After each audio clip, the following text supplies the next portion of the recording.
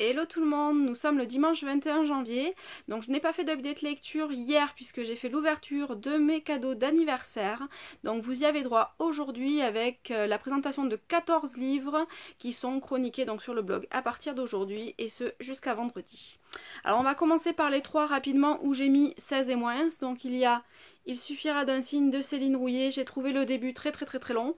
Heureusement la fin rattrape le tout, mais j'avoue j'ai hésité à abandonner une ou deux fois avant d'être vraiment prise par les personnages et par l'intrigue. Il y a ensuite L'effet Pygmalion de Christophe Lambert. L'intrigue est sympa, les personnages sont sympas, mais ça manque clairement d'approfondissement sur certaines choses, enfin du moins j'ai trouvé. Et idem pour Fil de fer de Martine Pouchin, où l'intrigue est vraiment géniale, mais pareil, il m'a manqué des petites choses pour vraiment apprécier à 100% l'histoire.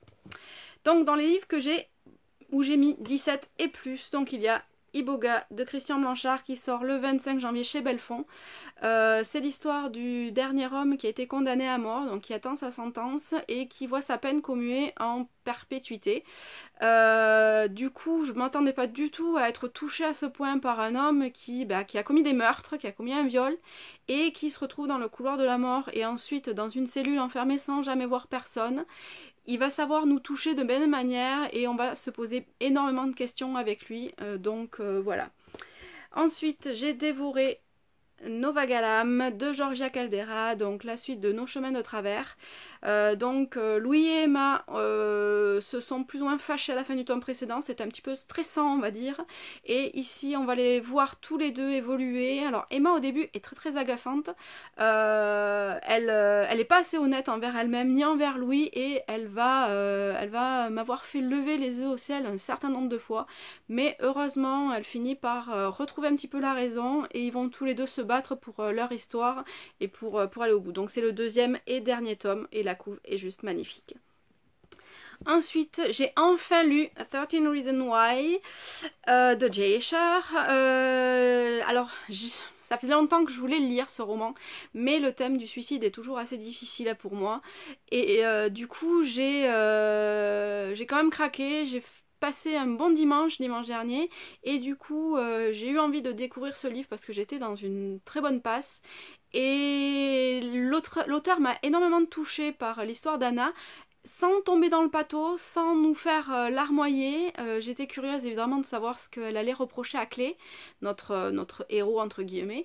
Et franchement, j'ai trouvé ça super bien écrit forcément. Et jamais, alors forcément ça dénonce les dérives que peuvent avoir les adolescents entre eux, les méchancetés et tout ça, et la façon dont Anna va se trouver au pied du mur et va craquer complètement, mais en même temps c'est un appel à l'aide et personne n'a réussi à l'entendre. Et c'est très bien écrit et c'est très prenant, et si vous connaissez pas encore, allez-y. Je sais pas si un jour je regarderai la série télé, mais en tout cas le roman j'ai adoré. Ensuite, j'ai lu Enivré d'Alice Clayton Lonk, le dernier tome de l'histoire entre Grace et Jack, donc Faux-Folle et le Brit. J'ai trouvé que l'autrice arrivait vraiment à se renouveler. J'avais un petit peu peur de ce dernier tome qui soit encore dans la même veine que le second et qui ne se renouvelle pas du tout. Et au contraire, elle nous pose des questions sur... alors Grace tourne sa série et va se retrouver aux prises avec il faut vraiment que vous perdiez du poids, madame. Et du coup va réagir d'une très jolie manière, et Jack, avec la célébrité, des nouveaux amis qui sont pas vraiment des amis, va devoir se prendre en main, et Grace a beau l'aider, il y arrive pas, et du coup ça nous laisse une fin qui est vraiment très jolie, et j'ai beaucoup apprécié cette trilogie en règle générale. Donc ensuite j'ai lu en numérique, donc j'ai passé un certain temps sur, donc j'ai dû le commencer début de semaine dernière, le tome 5 de Kate Daniels. C'est toujours aussi génial, Kate et Curran sont toujours aussi intenses, l'histoire est vraiment super bien faite, et je me suis rendu compte en faisant ma chronique ce matin que j'avais chroniqué le précédent en décembre 2011, et pourtant les idées, les souvenirs étaient toujours aussi clairs, et donc c'est un plaisir de les voir combattre tous les deux, de vivre ces instants, de stresser avec eux, parce qu'il faut dire que les auteurs ils sont vraiment dans leurs histoires, et ils nous laissent vraiment des fois sur le carreau un petit peu. Et franchement j'ai adoré. J'ai lu aussi en numérique donc Undefeated de Jenna Weberick et Stuart Reardon en VO.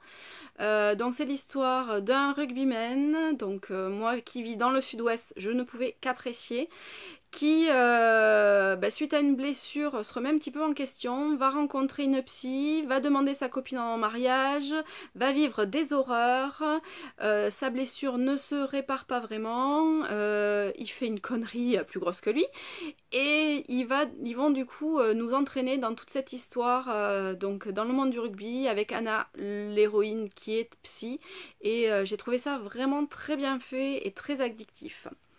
Ensuite, j'ai lu Dernier carnaval de Patrick Tringal. Donc là, ce qui m'intéressait, c'était le voyage au Brésil et j'ai vraiment adoré ce thriller qui nous tient en haleine du début à la fin, qui nous ferait stresser. J'ai failli recommencer à me ronger les ongles et les personnages dont Alex, notre héros, sont vraiment très bien faits. On prend du plaisir à les suivre, on voyage forcément avec eux dans la jungle amazonienne, donc on commence à Belém au Brésil et après on voit un petit peu, on navigue dans le Brésil, donc j'ai adoré pouvoir y retourner avec eux et le final est juste énormissime. Ensuite, j'ai lu Le Gang des Prodiges de Marissa Meyer, donc qui sort le 1er février chez Pocket Jeunesse. Alors là c'est pareil, c'est un monde vraiment génial. Le début est un petit peu long à se mettre en place, mais une fois que l'auteur nous happe dans son histoire, nous permet d'apprécier Nova et Adrian et nous tient en haleine. J'ai pas pu le lâcher, alors c'est quand même une brique de 600 pages et franchement je suis hyper curieuse de voir la suite parce que cette fin est une nouvelle fois horrible. J'ai lu pour la BD du mercredi le tome 4 d'Amabilia, donc la BD érotique que j'ai chroniqué déjà, dont j'ai chroniqué le tome 3 la semaine dernière. C'est toujours génial. Alors il y a un des personnages que j'ai pas vraiment apprécié, qui fait que c'est pas un coup de cœur, mais globalement les dessins sont toujours aussi jolis, l'intrigue est toujours aussi bien faite et j'ai encore passé un très bon moment avec Iris et Simon.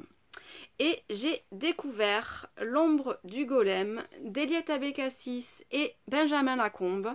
Alors les dessins sont tout simplement magnifiques. Voilà.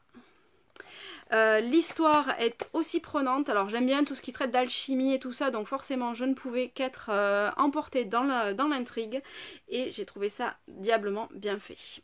Donc voilà pour les livres que j'ai vraiment aimés cette semaine et mon coup de cœur pour Fille de Bohème de Vania Pratt.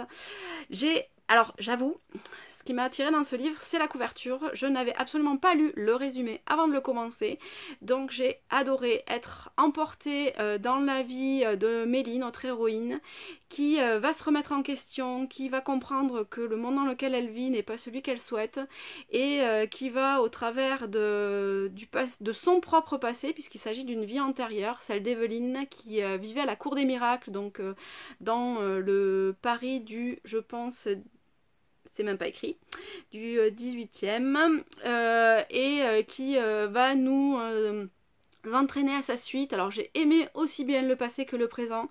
Dans le passé, Evelyne va mener une enquête pour une dame qu'elle rencontre, alors que c'est contraire à ses opinions et aux opinions de la Cour des Miracles, mais c'est totalement génial. On visite le Paris de cette époque, on voit un petit peu tout ce qui se passait, les bas-fonds et tout ça.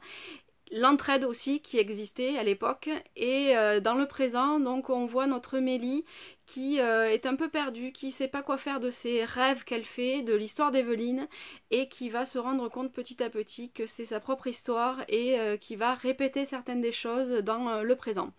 Donc voilà, si j'ai un conseil à vous donner, dévorez Fille de Bohème de Vania Pratt, c'est vraiment génial.